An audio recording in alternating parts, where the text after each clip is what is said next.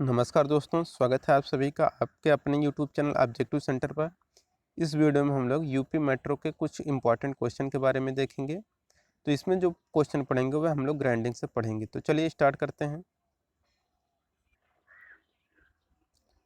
पहला क्वेश्चन है, निम्न में से कौन सा प्राकृतिक अपघर्षक यानी कि नेचुरल एब्रेसिव कौन सा है, आपको बताना है। ऑप्शन है aluminium oxide Al2O3, boron carbide, corundum, calcium carbide. तो जो प्राकृतिक अपघर्षक होता है वह हमारा कोरंडम होता है। तो यहाँ पर इसका सी आंसर करेक्ट हो जाएगा कि जो कोरंडम है यह हमारा प्राकृतिक अपघर्षक है। बाकी एल्युमिनियम ऑक्साइड, बोरान कार्बाइड और कैल्शियम कार्बाइड ये सब हमारा कृत्रिम अपघर्षक है। कोरंडम प्राकृतिक अपघर्षक है। इसका प्रयोग बहुत कम होता है क्योंकि ये कम सामर्थ्य वाले तथा अशुद्ध होते हैं। एमरी, कोरंडम या सिलिका ये सभी प्राकृतिक अपघर्षक होते हैं यानी कि नेचुरल एब्रेसिव हैं। Aluminium oxide, boron, silicon carbide ये सभी कृत्रिम अपघर्षक हैं। ड्रेसिंग करने वाले औजार को क्या कहा जाता है। Wheel dresser, wheel puller, wheel pusher, इन उपरोक्त में से कोई नहीं।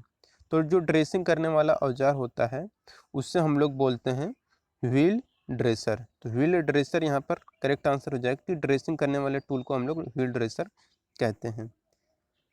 काम करते समय ग्लेजिंग या लोडिंग के कारण जब ग्राइंडिंग पहिया काटना बंद कर देता है तो उसके फेस पर नए तेज कटिंग बिंदु लाने के लिए पहिए के फेस को ड्रेस किया जाता है, जिससे नए शार्प कण आ जाते हैं और उनके काटने की क्षमता बढ़ जाती है।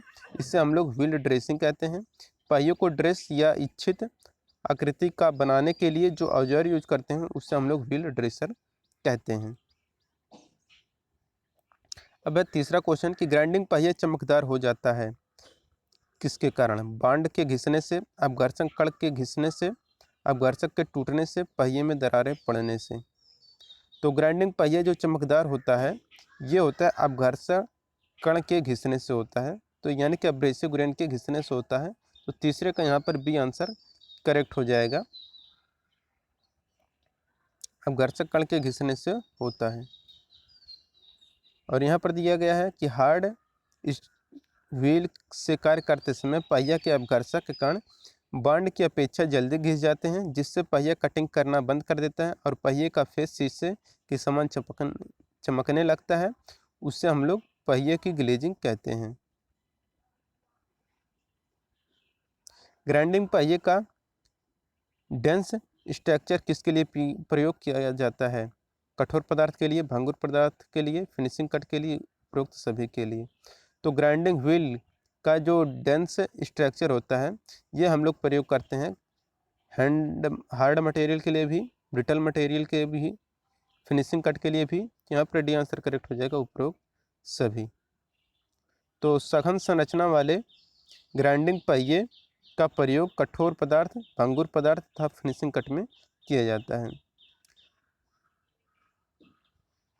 अब है पांचवा क्वेश्चन कि ग्राइंडिंग पहिए के कर्तन कार्य में सुधार करने के लिए कौन सा प्रोसेस हम लोग यहाँ पर कटिंग एक्शन में सुधार करने की प्रक्रिया क्या कहलाती है, आपको बताना है। तो ग्राइंडिंग व्हील के कटिंग एक्शन में सुधार करने के लिए जो प्रोसेस होता है उससे हम लोग बोलते हैं व्हील ड्रेसिंग ऑपरेशन। तो व्हील ड्रेसिंग ऑपरेशन यहाँ पर, तो व्हील ड्रेसिंग ऑपरेशन यानी कि व्हील ड्रेसिंग संक्रिया यहाँ पर करेक्ट आंसर हो जाएगा। तो काम करते समय ग्लेजिंग या लोडिंग के कारण जब व्हील काटना बंद कर देता है तो उसके फेस पर नए तेज कटिंग पॉइंट लाने के लिए व्हील के फेस को ड्रेस किया जाता है, जिससे नए शार्प कण आ जाते हैं और उनके काटने की क्षमता बढ़ जाती है। इससे हम लोग व्हील ड्रेसिंग कहते हैं।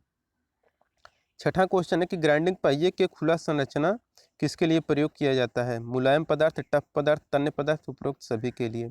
तो ग्राइंडिंग पहिए के खुला संरचना यानी कि ओपन स्ट्रक्चर के लिए हम लोग जो प्रयोग करते हैं वो रहता है सॉफ्ट मटेरियल भी, टफ मटेरियल भी, डक्टाइल मटेरियल भी। यहाँ पर इसका डी आंसर करेक्ट हो जाएगा, उपरोक्त सभी। तो ग्राइंडिंग पहिए के ओपन स्ट्रक्चर के लिए जो प्रयोग किया जाता है वह soft material, tough material, ductile material ये सभी होते हैं। इन सभी खुला संरचना वाले ग्राइंडिंग पहिए का प्रयोग मुलायम पदार्थ, टफ पदार्थ तथा तन्य पदार्थ आदि की ग्राइंडिंग में किया जाता है। नरम ग्रेड पहिया किस अक्षर से प्रदर्शित किए जाते हैं? तो जो नरम ग्रेड ग्राइंडिंग व्हील होता है इससे हम लोग व्यक्त करते हैं ए से लेकर एच तक के अक्षरों से। और इसमें किस तरह से हम लोग करते हैं डिवाइड, ये आपको जरूर याद रखना है। जैसे कि यहाँ पर दिया गया है कि ग्रेड को अंग्रेजी की वर्णमाला व अल्फ़ाबेट के ए से लेकर जेड तक के अक्षरों द्वारा व्यक्त करते हैं। ए ग्रेड का पहिया सबसे नरम और जेड ग्रेड का पहिया जो होता है सबसे हार्ड होता है, यानी कि ये बढ़ते क्रम में दिया गया रहता है। ए से लेकर जेड तक इसमें जो होता है हार्डनेस वह बढ़ता जाता है, कठोरता बढ़ती जाती है।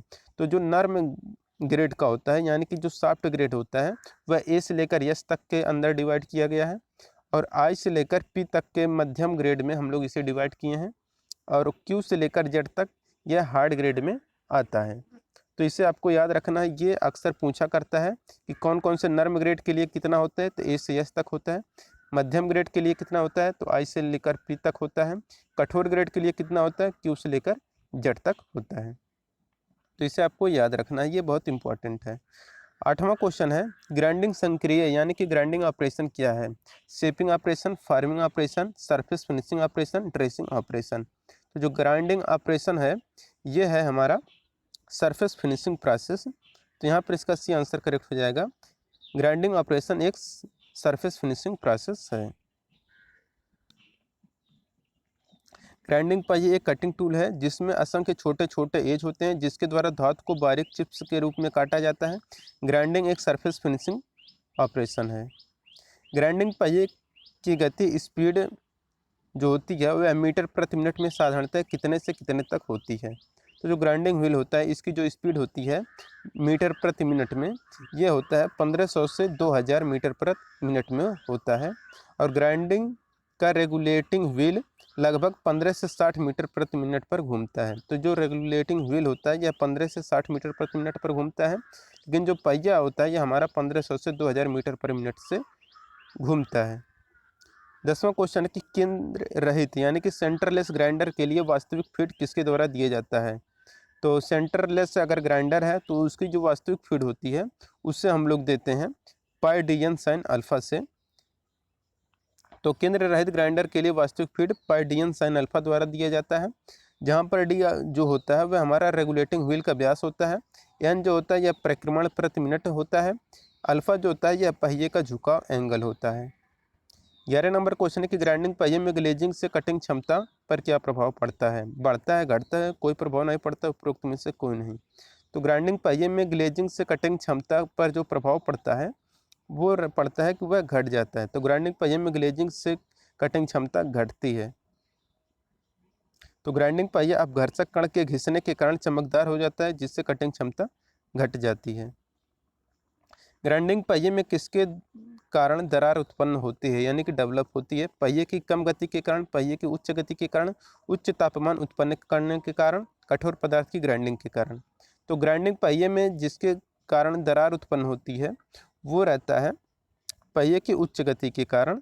यहाँ पर इसका बी आंसर करेक्ट हो जाएगा।